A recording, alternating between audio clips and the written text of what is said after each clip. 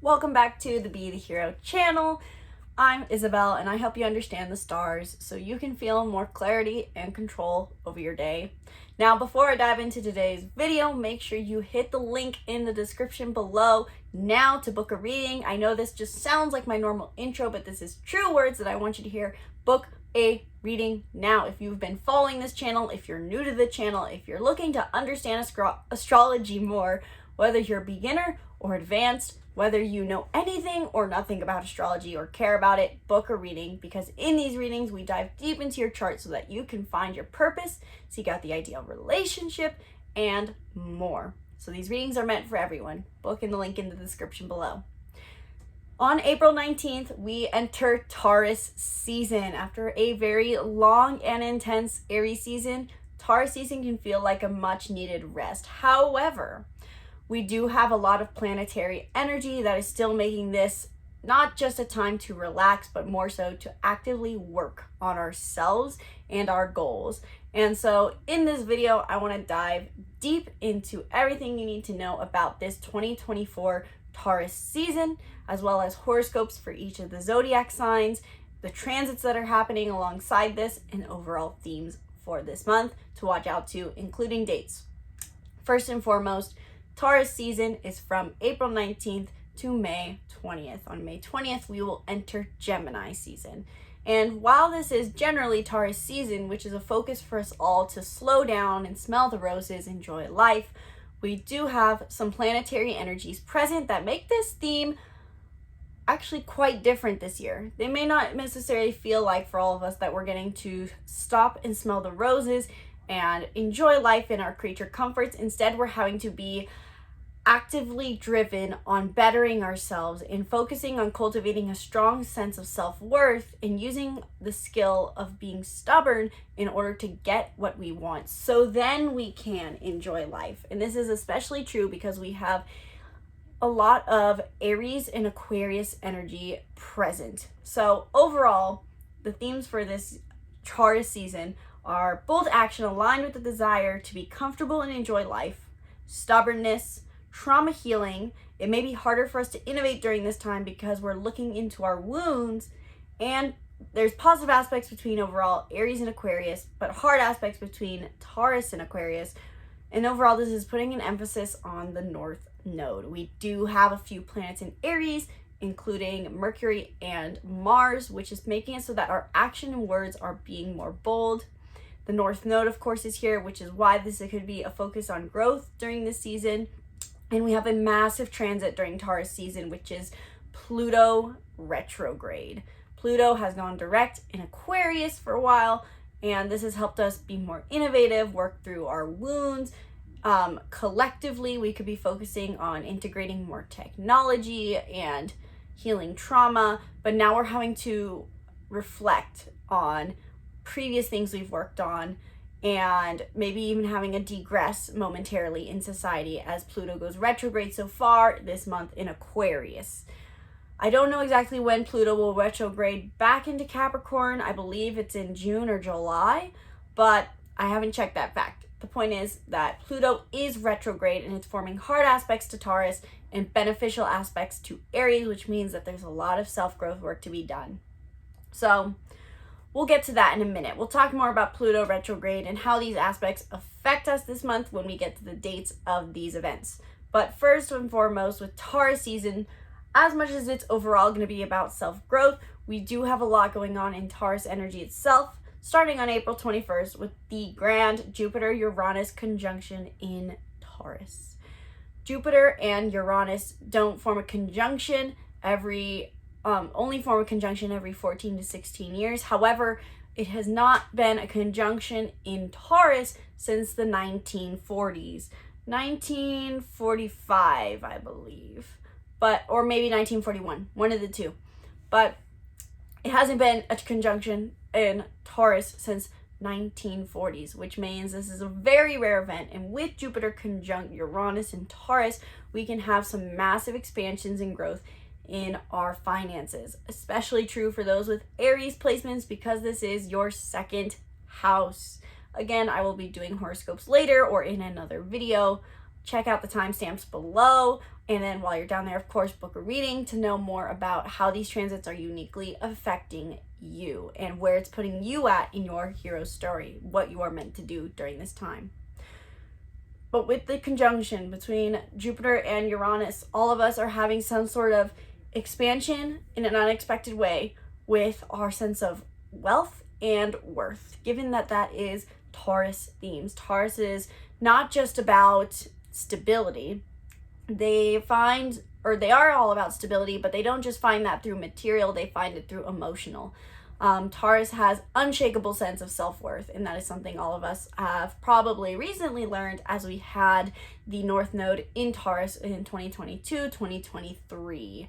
And then we had the North Node shift in July of 2023. But we've all been focused on our self-worth, and we can experience an extra expansion here, specifically through thinking differently. Uranus is not often said to just be the planet of unexpected events. It brings something shocking and changing. But more than that, Uranus is said to be the higher vibration of, or higher octave of Mercury. And so this means that we are trained to think differently.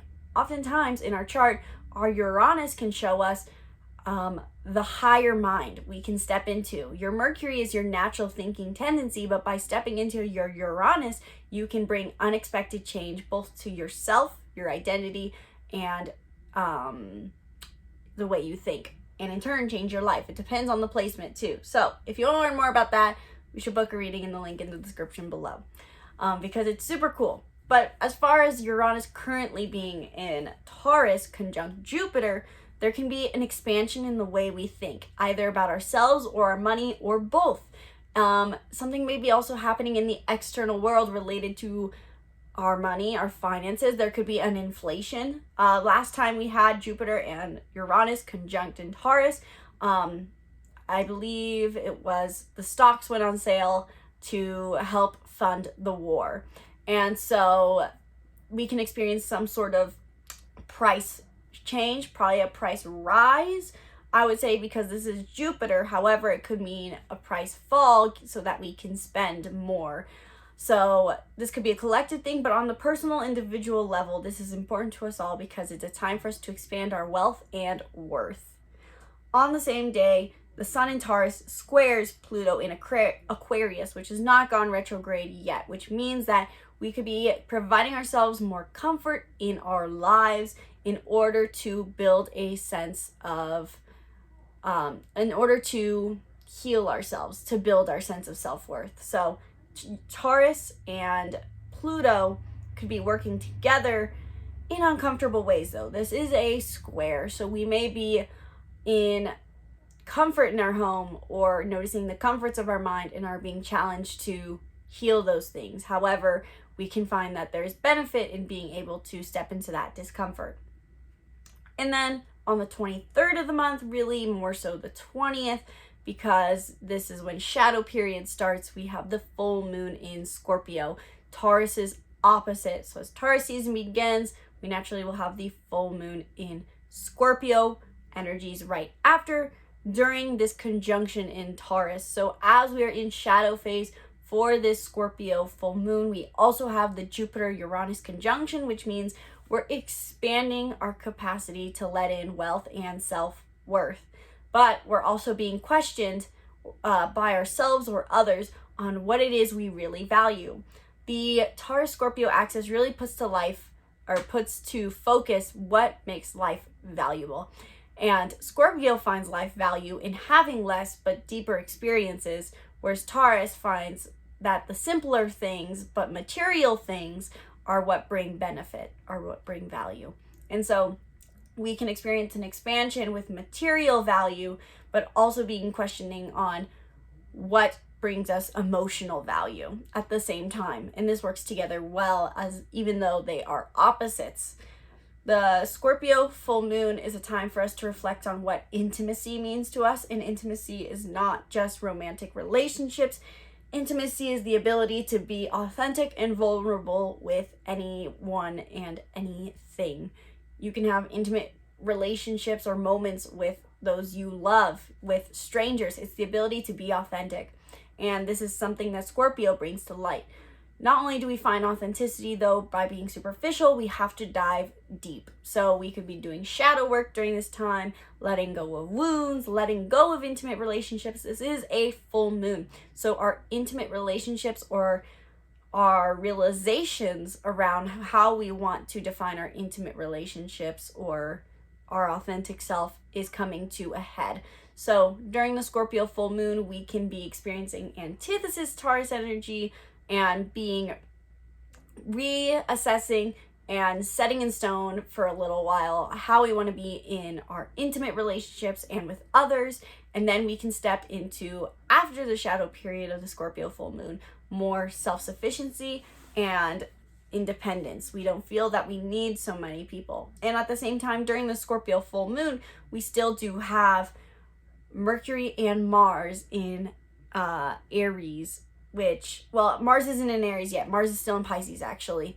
But we can have this energy of wanting to be independent with Mercury and the North Node in Aries. But the Scorpio full moon gives us a pause to assess and clarify how we want to be in our relations and how we want to be with ourselves in relation to relations. Then on the 25th, Mercury finally goes direct in Aries. It may feel like a slow start after our Mercury retrograde, and it won't be complete because Mercury leaves her shadow phase on May 15th. So it'll take until May 15th, pretty much the entirety of Taurus season, for us to feel that we have mental clarity and that we're moving forward. But with Mercury going direct in Aries, we can finally start forward on the right foot. Less reflection. Hopefully you've spent the last 2 weeks or so reflecting on your relationship with independence, your relationship with anger, your relationship with your wounds, hopefully, and being able to clarify how to move forward with any sort of conflicts you had. But now as Mercury goes direct in Aries, we can expect to, during this Taurus season, be able to assert our needs and desires better and assert our desire for independence. Very likely, given just the energies at the start of this Taurus season, we're feeling that we need to be independent, but from a place of just doing the things that make us feel good rather than for the sake of just being hyper independent.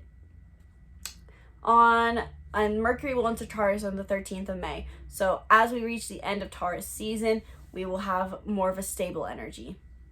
On April 28th, Mars conjuncts Neptune in Pisces, which is a last little taste of Mars and Pisces energy before Mars enters Aries. So combining this with Taurus and Pisces, from a good aspect, we can feel extra harmonious, head in the clouds today.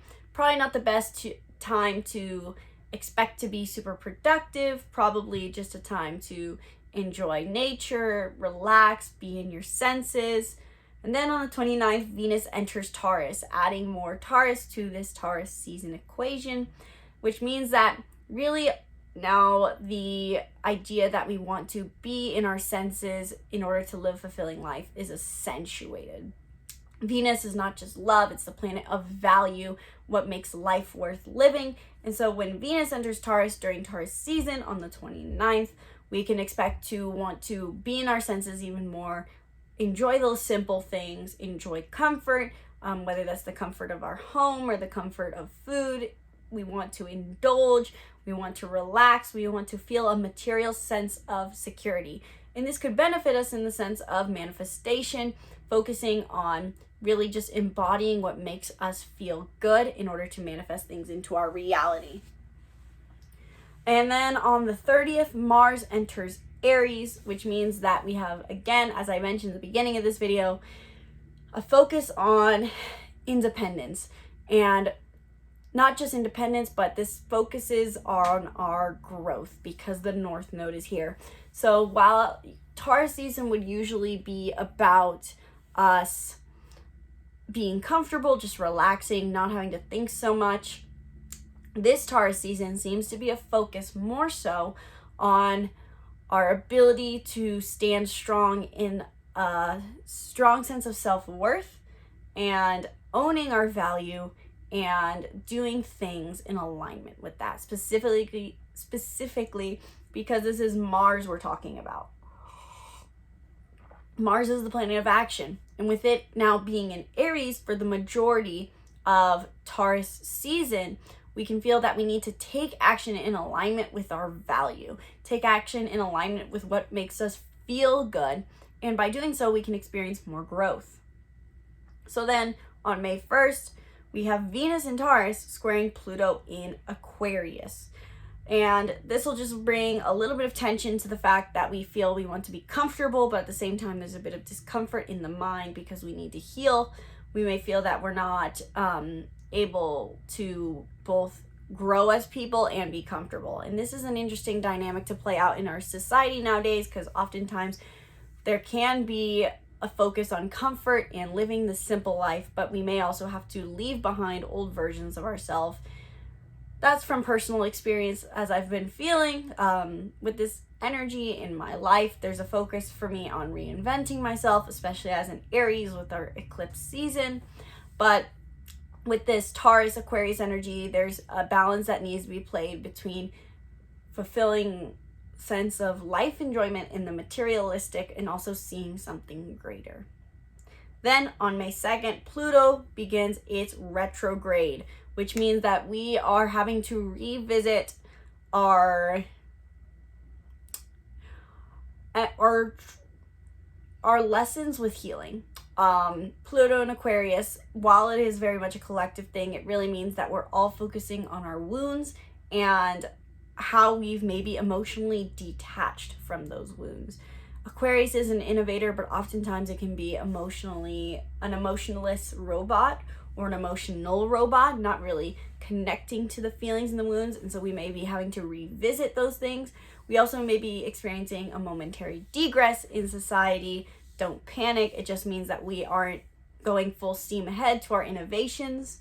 I personally don't see Pluto and Aquarius as a very impactful thing for my personal life, and I think that life is all about our personal experience, and that's how we do good in the world. So with Pluto retrograde in Aquarius, let it just be a reminder for you to reflect on your wounds that you've been realizing over the past few months and go deeper into them. Notice if you didn't fully heal those things and if you need to do more, because Pluto is about transformation and it is about healing. So there is probably collective wounds that we need to revisit during this time. On May 4th, we enter shadow phase for the new moon in Taurus, where Jupiter, Uranus, and Venus are going to be. So then this puts, again, more focus on us just connecting to the senses, connecting to a simple life in order to deal with the chaos that may have been surrounding us this past month with the eclipse and with the conjunction between Jupiter and Uranus and with Pluto retrograde. We can find that we find a lot of inner peace through just being in life and not overthinking it. And this will be especially true when Mercury enters the sign of the Bull. On the 7th, we have the Taurus new moon peaking. So 4th starts the shadow phase, and the 7th is when we can really feel that we want to initiate new things related to our wealth and worth, living a simpler life, living a more comfortable life. We could be, depending on your sign, changing homes, making our home more comfortable. We could be changing our finances, changing our self-worth, doing stuff differently to connect with a sense of self-worth.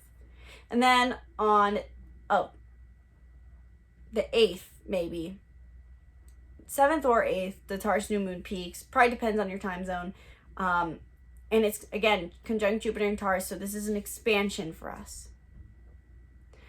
And if you want to find out more about how the new moon is going to affect you, because really it depends on your unique birth chart, then book a reading, because these new and full moons can be either something that feels like it really just affects us and we have no power over, or it can be something we use to reset intentions and manifest our desires. So if you feel like you want to have a little more control over your reality, if you're wanting to create reality more, and if you want to know more about what kind of to expect from and what you can shift during these times, what life is calling you to shift during these new and full moons, then book a reading, because these readings aren't just birth chart readings, they cover anything you want to cover related to astrology. So If you want to learn more about your unique chart and how it's going to be affected this month-long period and how the new and full moons are going to affect you, then book a reading.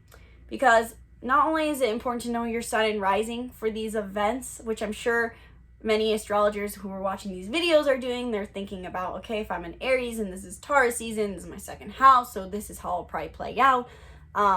Or my rising is this, if you're even more advanced.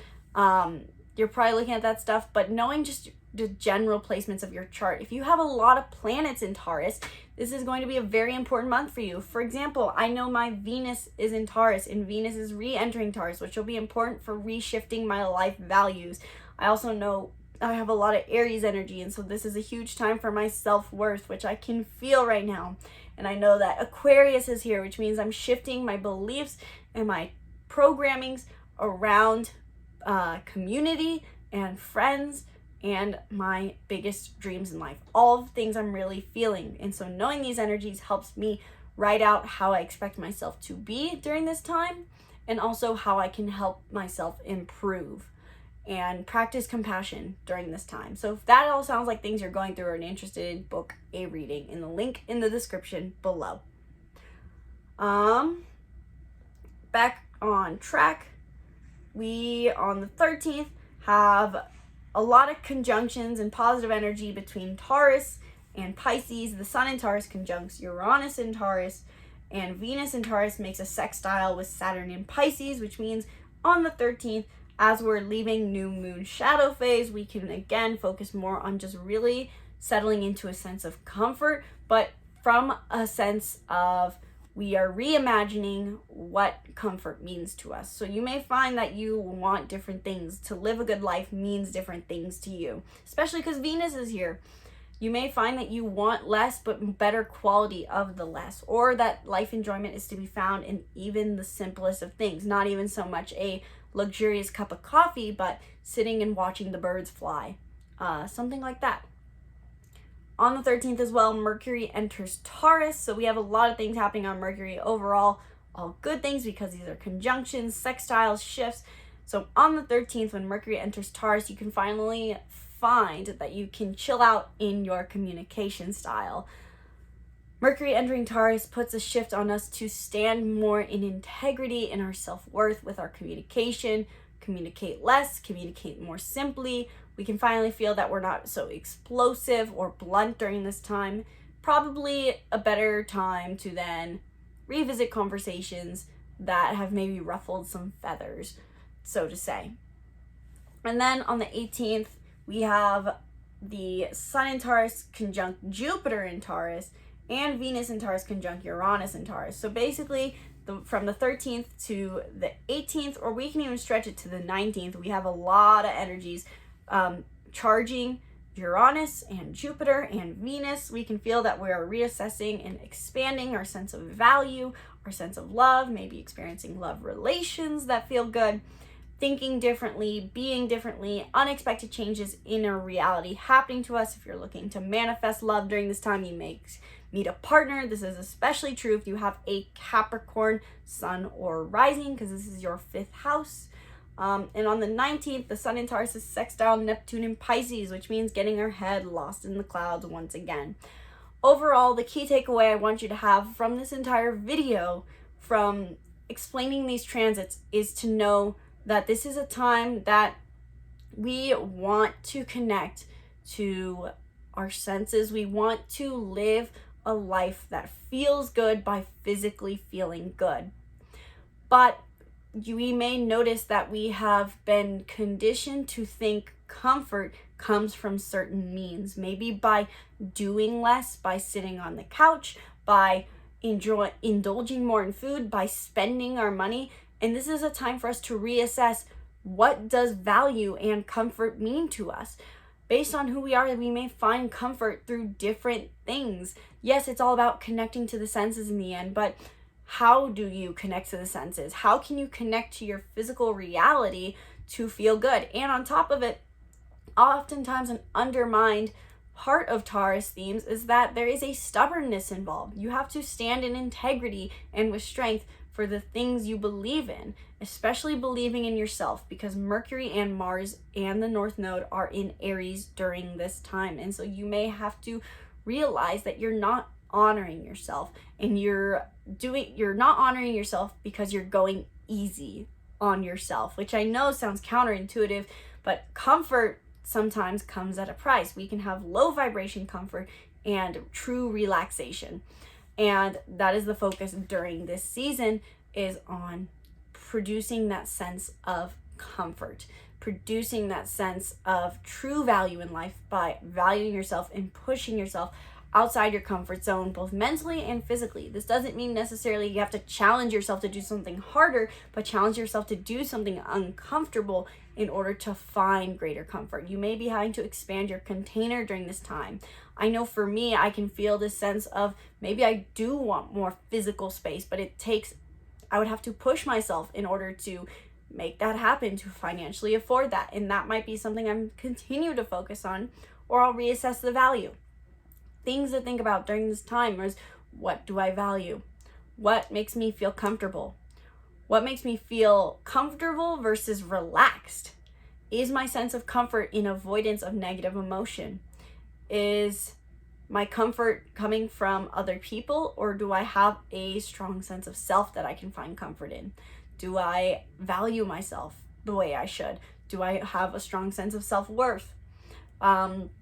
What wounds are resurfacing for me? What do I need to heal still once again? These are all things to focus on. I will be doing another video covering horoscopes for the different zodiac signs, hopefully coming out on April 19th or April 20th, so stay tuned for that. But as much as you should watch the horoscope video, just book a reading in the link in the description below, because not only does your sun and rising affect how this month is going to feel for you, but it really just depends on your unique chart and what planets reside in Taurus and Aries and Aquarius and the rest of the zodiac wheel, because everything is relational. And it also depends on your unique life experience. As much as your birth chart indicates your personality, it does not indicate always what experiences you're going to go through, regardless of what the astrology community says. So maybe you have unique desires, unique life experience, and a unique path you want to follow. And if you want more help with that, book a reading. Thank you guys so much for watching this video. Sincerely hope you enjoyed. Let me know if you have any other questions about this Taurus season in the comments below. And stay tuned for more videos breaking down the stars. Once again, my name is Isabelle, and from my heart to yours, namaste.